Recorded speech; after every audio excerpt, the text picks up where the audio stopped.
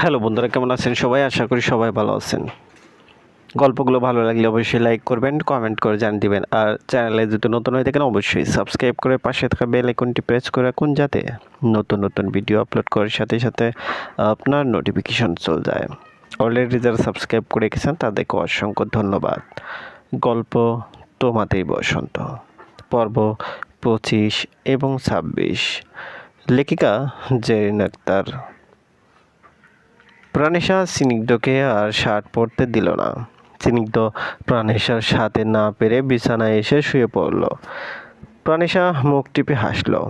পরক্ষণে প্রাণেশা গম্ভীর কণ্ঠে বলল, শুয়ে পড়লেন কেন? ঘুমাবেন? স্নিগ্ধ শ্বাস ছেড়ে বলল, বাহিরে যেতে দিল না, তাহলে আর কি করব? ঘুমাবো। তোমার ঘুম পেলে তুমিও ঘুমাও।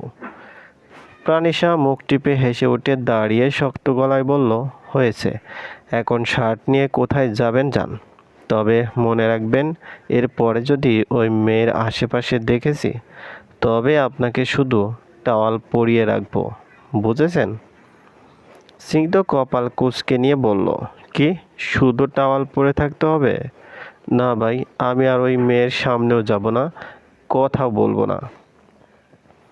প্রাণেশা এই শুনে একটা শার্ট এগিয়ে দিয়ে অভিমানী কণ্ঠে স্নিগ্ধকে বলল, আপনি আমার কেউ আপনাকে দেখে হাসলে আমার শরীর রাগে রিরি করে জ্বলে ওঠে, বুঝেছেন? স্নিগ্ধ হেসে বলল, বুঝেছি ম্যাডাম। প্রাণেশা এগিয়ে এসে স্নিগ্ধর পরনের শার্ট টেনে কসলাতে কসলাতে বলে উঠল, রাগ করেছেন আমার উপরে? আসলে ওই সময় শার্ট দিতে চাইনি, রাগ উঠেছিল। স্নিগ্ধ ওর দোগালে হাত রেখে বলল, এই নিয়ে আমার একটুও রাগ ওঠেনি। দেখলাম আমার বউ কতটা ভালোবাসে আমায়, হাসো একটু এখন। প্রাণেশা আবার কঠোর গলায় বলল, এই মেয়ে যদি সেদে এসে কথা বলে আপনি বলবেন না। স্নিগ্ধ খিলখিলিয়ে হেসে উঠে বলল, এত জেলাস? ঠিক আছে, আপনি যা বলবেন তাই হবে। বাইরে থেকে সৌরভ ডাক দিল। স্নিগ্ধ চুলটা সেট করে শরীরে পারফিউম দিয়ে চলে গেল। বিকেলে বাড়ির সবাই একসাথে বসে আছে। রাজিয়া বেগম, কোহিনীর বেগম, আলিয়া বেগম তিনজন মিলে বসে বসে প্রাণেশাকে পিঠা বানানো শেখাচ্ছে। পাশে সৌরভ বসে বোনকে দেখছিল। প্রাণেশাকে অনেকবার অনেকভাবে খুশি হতে দেখেছে, কিন্তু এই প্রথমবার সবার মাঝে এত খুশি হতে দেখছে। সবাই প্রাণেশাকে মেয়ের মতো করে আদর করছে। সৌরভ উঠে ধীর পায়ে হেঁটে বাইরে এসে বাগানে চলে এলো। সবাই সেখানে পিকনিকের প্রস্তুতি নিচ্ছে। সৌরভও টুকটাক কিছু কাজ করে দিল, যেহেতু বাড়ির জামাই। সন্ধ্যাবেলা আসমা বেগম সব নাতি নাতনিদের একসাথে নিয়ে বসে গল্প করছেন।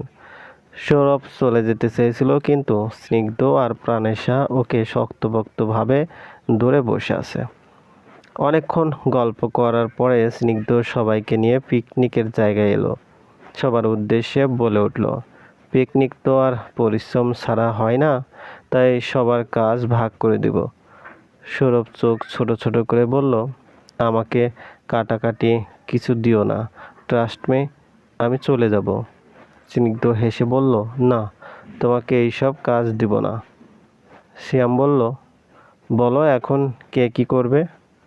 স্নিগ্ধ বলল, শ্যাম, তুই পানি এনে দিবি, শোভা যা যা ধোয়া লাগে ধুয়ে দিবি, আর সাইব তুই আগুন জ্বালিয়ে দিবি। সৌরভ ভাই, আপনি দেখবেন সবাই কাজ ঠিক মতো করছে কিনা, আর রাইসা তুই কাটাকাটি করবি।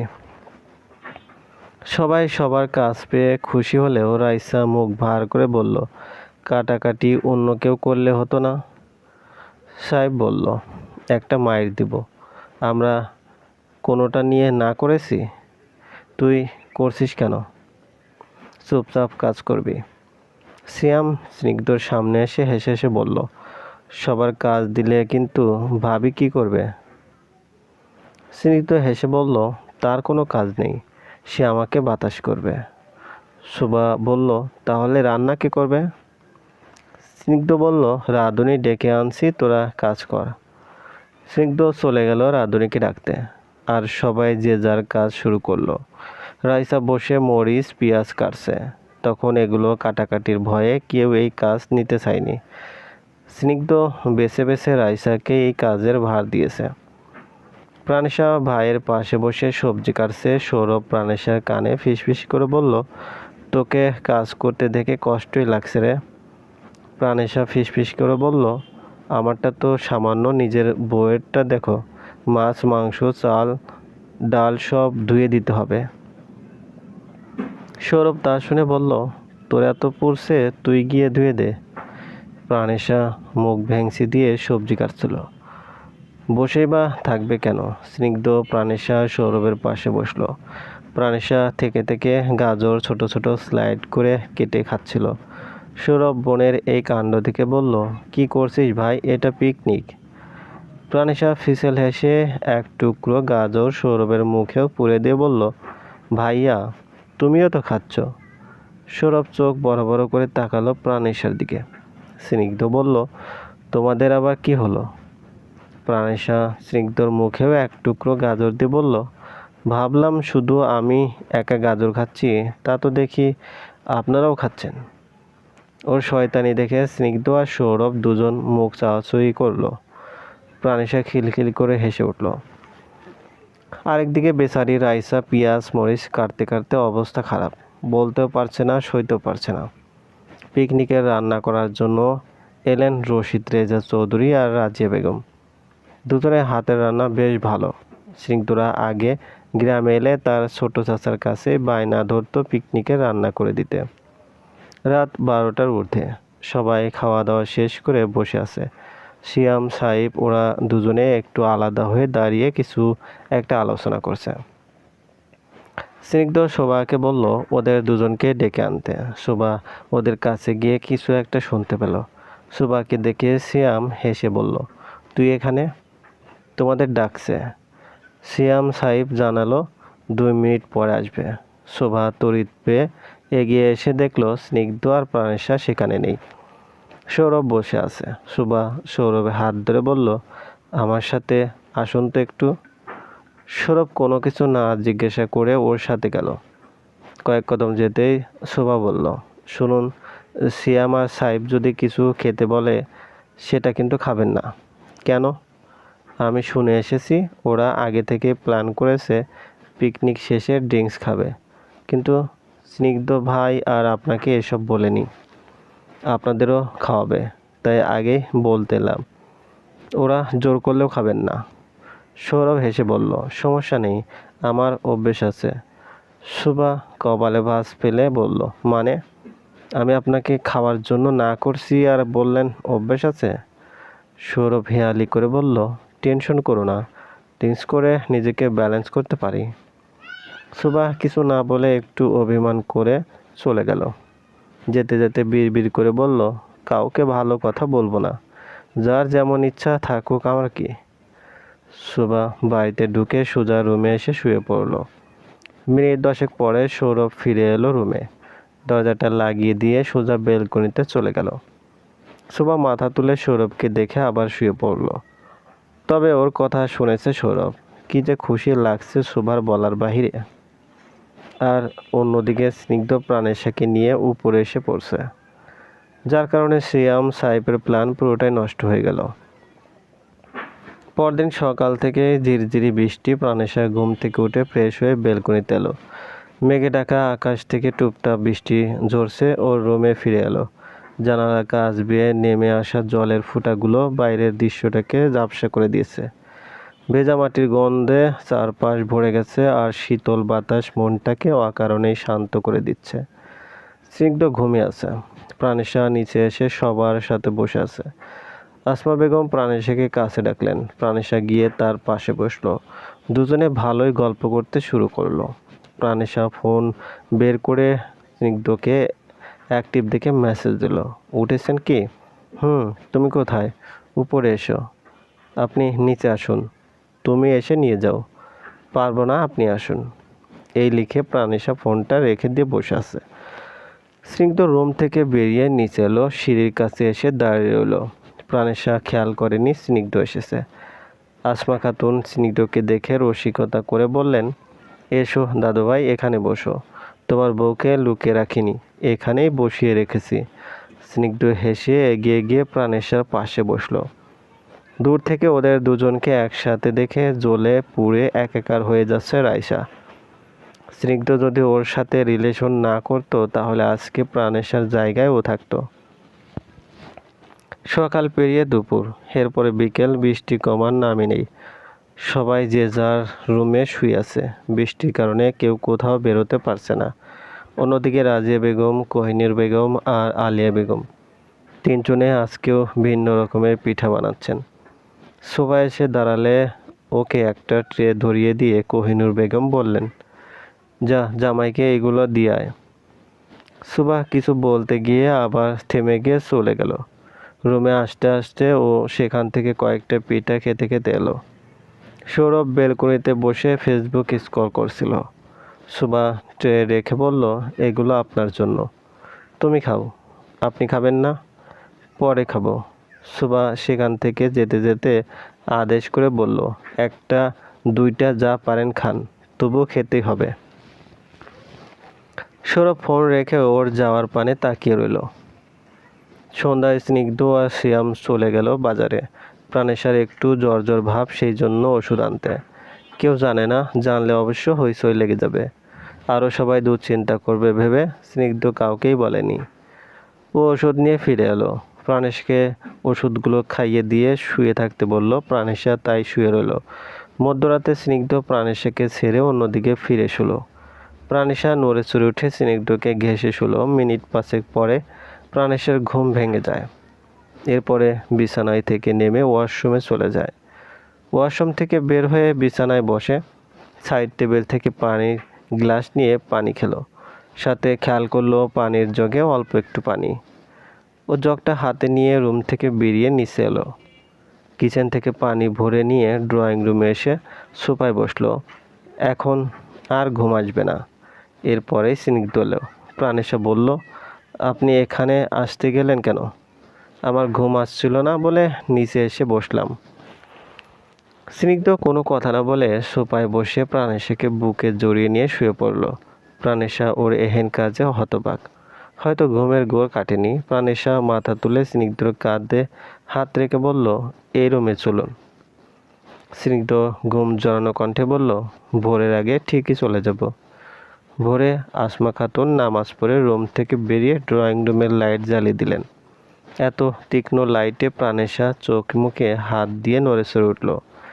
স্নিগ্ধ ঘুম ভেঙে গেল। ও চোখ মেলে আসমা খাতুনকে দেখে প্রাণেশাকে জাগিয়ে দিয়ে উঠে বসলো। এরপরে দুজন উঠে দাঁড়ালো।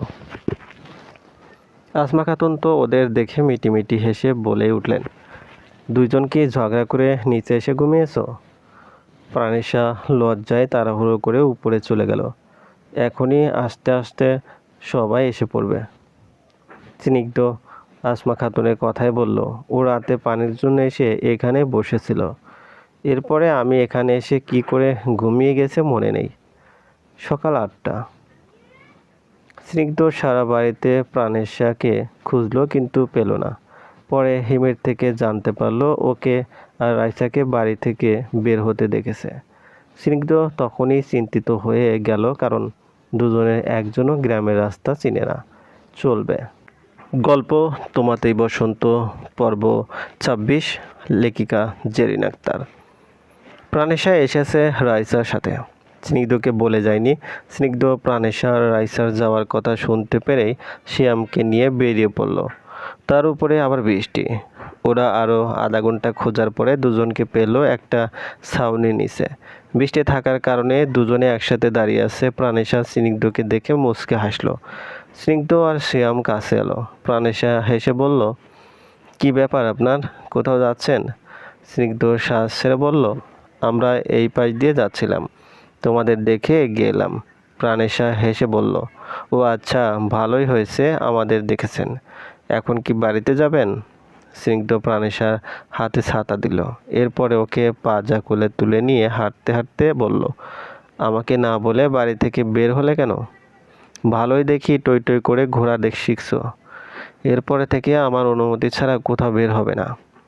প্রাণেশা এই শুনে নরম কণ্ঠে স্নিগ্ধকে বলল, আপনি ঘুমাচ্ছিলেন তাই আর বলিনি। ভেবেছিলাম যাবো আর আসবো, কিন্তু বৃষ্টি নামায় এখানে দাঁড়িয়েছি। আর আপনি এমন করে বলছেন কেন? স্নিগ্ধ গম্ভীর কণ্ঠে বলল, কিভাবে বলছি? ভালো করেই তো বলছি। প্রাণেশা আর কথা বলল না, অভিমান করে রইল। তখন রাইসা বলছিল একটু সামনে থেকে হেঁটে চলে আসবে, তাই প্রাণেশা গিয়েছিল। এরপরে বৃষ্টিতে আটকা পড়ে গিয়েছিল। স্নিগ্ধ যে অভিমান করে এসেছে সেটা তো প্রাণেশা জানে না। স্নিগ্ধ বাড়ির সামনে এনে প্রাণেশাকে নামিয়ে দিল। প্রাণেশা ভিতরে ঢুকলো, ড্রয়িং রুমে এসে দাঁড়ালো না, সোজা উপরে চলে গেল। রুমে এসে ভেজা কাপড় পাল্টাতে নতুন 3 পিস বের করে ওয়াশরুমে চলে গেল। ফ্রেশ হয়ে বের হয়ে দেখলো স্নিগ্ধ বসে আছে। সে রুমে ড্রেস চেঞ্জ করেছে। প্রাণেশা আয়নার সামনে দাঁড়িয়ে চুলগুলো বেঁধে নিল। এরপরে নিচু গলায় বলে উঠল, রাগ করে আছেন? সরি, এরপরে থেকে বলে যাব। স্নিগ্ধ কিছুই বলল না। প্রাণেশা মিনিট 2 দাঁড়িয়ে রইল, কিন্তু স্নিগ্ধর থেকে কোনো উত্তর না পেয়ে নিজেও রেগে গিয়ে চলে গেল। বেলা 10টার দিকে জোরে বৃষ্টি হচ্ছে, বাজও পড়ছে। শোভা ভয়ে জবুথবু হয়ে শুয়ে আছে। একটা একটা করে বাজ পড়ছে আর শোভা কেঁপে উঠছে। সৌরভ রুমে ফিরে ওকে এভাবে শুয়ে থাকতে দেখে হেসে উঠে আবার হাসি থামিয়ে বিছানায় এসে বসে বলল, তোমার কি হয়েছে? এমন করছো কেন? শোভা মাথা তুলে তাকিয়ে বলল, কিছু হয়নি, বাজ পড়ছে, ভয় লাগছে। সৌরভ হেসে বলল, বুঝতে পেরেছি। সৌরভ বিছানায় বসে হেডবোর্ডে হেলান দিল। শোভা ভয়ে সৌরভকে একটু ঘেঁষে শুলো, যা দেখে সৌরভের মুখে হাসি ফুটে উঠল। সৌরভ নিজেই নিজের মাথার গাঁটটা মেরে মনে মনে বলল, সৌরভ রে, তুই দেখি দিন দিন পাল্টে যাচ্ছিস। রাত 10টা। প্রাণেশা বেলকনিতে বসে তার বাবার সাথে ভিডিও কলে কথা বলছিল। স্নিগ্ধ কোথায় থেকে যেন গোলাপ ফুল নিয়ে এসেছে। প্রাণেশা কথা বলছিল, তখন স্নিগ্ধ ফুলগুলো কোমরের পিছনে লুকিয়ে সামনে দাঁড়ালো। প্রাণেশা স্নিগ্ধকে দেখে আরশাদ খানকে বলল, বাবা, তোমাকে একটু পরে ফোন করছি। ঠিক আছে, অনেক রাত হয়েছে, শুয়ে পড়ো, কালকে কথা হবে। আচ্ছা। আরশাদ খান কল কেটে দিতে প্রাণেশা ফোনটা কোলের উপরে রেখে স্নিগ্ধকে বলল, কিছু বলবেন? স্নিগ্ধ ওর সামনে হাঁটু গেড়ে বসে ফুলগুলো দিয়ে বলল, সরি। প্রাণেশা ফুলগুলো নিয়ে হেসে বলল, ফুলগুলো এনে আবার সরি বলছেন কেন? সকালে তোমার সাথে রেগে কথা বলেছিলাম, জানি তুমি রাগ করে আছো, কিন্তু বুঝতে দাওনি। প্রাণেশা হেসে সে কথা উড়িয়ে দিয়ে বলল, আরে আমি রাগ করে নেই তো, উঠুন, আমি রাগ করিনি।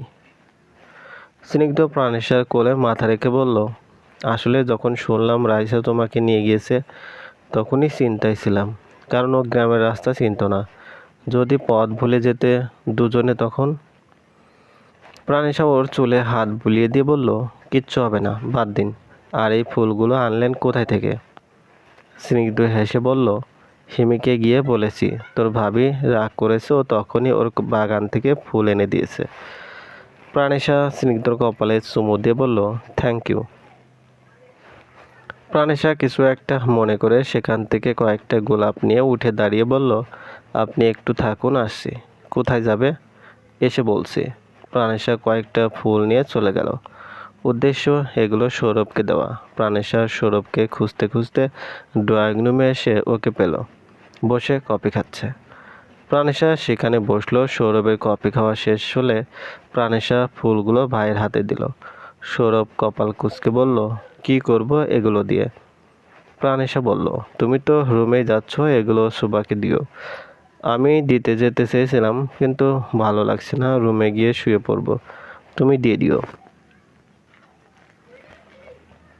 সৌরভ অবাক চোখে তাকিয়ে রইল। প্রাণেশা উঠে চলে গেল।